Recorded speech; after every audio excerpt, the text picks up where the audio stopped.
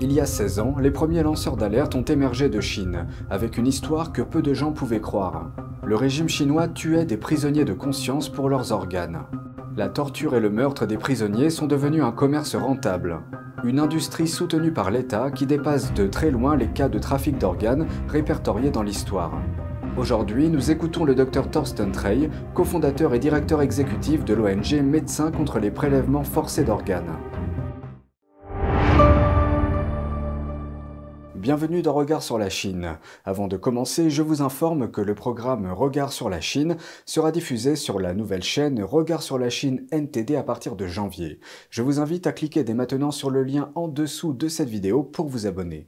Merci pour votre attention et j'espère vous retrouver très vite sur la nouvelle chaîne de Regard sur la Chine. Des prisonniers de conscience tués pour leurs organes. Un sujet qui paraissait invraisemblable il y a quelques années et qui est aujourd'hui une réalité reconnue au-delà de tout doute raisonnable. Plusieurs pays ont déjà voté des lois pour éviter de se rendre complices de ces atrocités. Les pratiquants de Falun Gong sont les premières victimes répertoriées et d'autres groupes religieux ont ensuite été visés à leur tour par ces pratiques. Yann Yekelec s'est entretenu avec le Dr Thorsten Trey, cofondateur et directeur de l'ONG Médecins contre les prélèvements forcés d'organes. On l'écoute. Dr. Trey, cela a été long à venir. Je me souviens qu'en 2006, j'ai réalisé pour la première fois que ce meurtre pour l'industrie de la transplantation d'organes en Chine était réel. Et j'ai commencé à en parler. Il y avait une petite association à but non lucratif qui a commencé la même année, appelée Médecins contre les prélèvements forcés d'organes, et vous en étiez l'un des cofondateurs. Et nous avons interagi de diverses manières au fil des ans. Avant d'aller plus loin, expliquez-moi en quoi consiste ce que vous appelez le prélèvement forcé d'organes. Oui, le prélèvement forcé d'organes est une pratique dont, en 2006, personne n'aurait pensé que cela était possible. Nous avons créé ce nom, c'est notre ONG qui a trouvé ce terme. On parle de prélèvement forcé d'organes destiné à la transplantation. La manière habituelle de donner son consentement avant de donner un organe a été contournée. Des personnes sont en fait tuées, les personnes vivantes sont tuées pour leurs organes. Et je pense qu'il est juste de dire que cela n'arrive qu'en Chine, parce qu'à grande échelle, cela ne peut se produire que lorsque l'État encourage ce genre de crime. Et cela a atteint un niveau industriel. Il s'agit sans doute de la plus grande violation de l'éthique médicale de l'histoire. Alors, pourquoi ne pas me donner une idée générale des types de preuves qui existent ? Cela a considérablement évolué depuis 2006. Parlez-moi de ce document, de la réalité de ceci.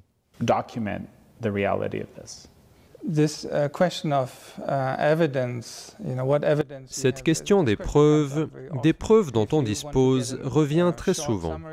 Pour vous en faire un bref résumé, il y a des preuves liées au nombre de transplantations, des preuves liées à la source des organes, d'où viennent les organes, comment ils sont donnés, et puis des témoins qui sont venus à nous. Ainsi, au fil du temps, nous avons suivi le nombre de transplantations et le nombre de transplantations en Chine est tout simplement hors de proportion. Si on suit le cours des transplantations, le nombre annuel de transplantations et qu'on le compare avec d'autres pays, alors on voit qu'en Chine, c'est presque comme des montagnes russes. Ça monte, ça descend, ça reste au même niveau pendant 10 ans. Ça remonte à nouveau. On ne trouve pas ce type de développement dans d'autres pays qui sont basés sur une organisation éthique. Dans d'autres pays, on constate une augmentation régulière et progressive du nombre de donneurs d'organes, puis des transplantations. Mais en Chine, cela semble être découplé. Tout récemment, en 2020, vous avez cet exemple où l'équipe médicale voulait faire une double transplantation pulmonaire sur un patient atteint du Covid. Et en l'espace d'un jour, ils ont dit qu'ils avaient obtenu le poumon correspondant et ont effectué la transplantation. C'est impensable dans l'environnement occidental de la transplantation. Il semble donc que les organes arrivent à la demande pour faciliter la transplantation. Donc, le temps d'attente en Chine est généralement compris entre 2 et 14 jours. C'est très courant. Une équipe de tournage de Corée du Sud s'est rendue dans l'un de ces hôpitaux avec une caméra cachée. Et ils ont filmé une infirmière qui accueillait des patients coréens. Et l'infirmière disait « Oui, d'habitude il faut 2 semaines pour avoir un rein, mais si vous payez $10 000 de plus, vous pouvez l'avoir en 2 jours. » Et c'est du jamais vu. Juste avec de l'argent en plus, vous payez un supplément et vous pouvez accélérer le temps d'attente, le réduire à 2 jours. Rien, en termes de nombre de transplantations, ne reflète ce qu'on voit dans tous les autres pays du monde. Donc ça, c'est l'un des aspects. Le nombre de transplantations, les temps d'attente, mais aussi le nombre de donneurs. Nous avons surveillé un site web où le nombre de dons d'organes était affiché. Nous l'avons surveillé pendant 18 mois. Sur 18 mois, nous avons vu qu'il y avait une augmentation graduelle, très lente, des donneurs d'organes enregistrés.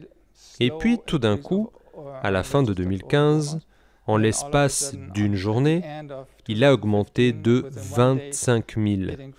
Exactement 25 000. Ce qui est inouï. Cela me semble être comme un nombre artificiel, où on ajoute exactement 25 000 en terminant par 3 zéros. Mais on parle de propriétaires enregistrés, de vraies personnes. Donc, le fait que tout d'un coup, il y ait un tel chiffre de donneurs enregistrés est inouï. Et nous l'avons encore vu l'année suivante, lorsque 88 000 personnes ont été ajoutées au pool de donneurs d'organes, dits enregistrés.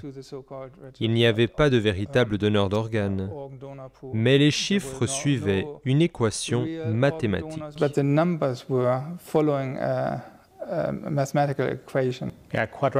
Une équation quadratique. Je me souviens avoir vu ce papier comme une quadratique parfaite.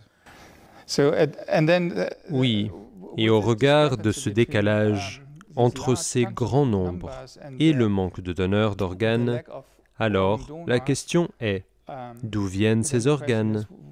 Et c'est là qu'interviennent les témoins. J'ai donc parlé avec des pratiquants de Falun Gong qui ont dit avoir été détenus pendant 2 ans et avoir subi 10 tests sanguins.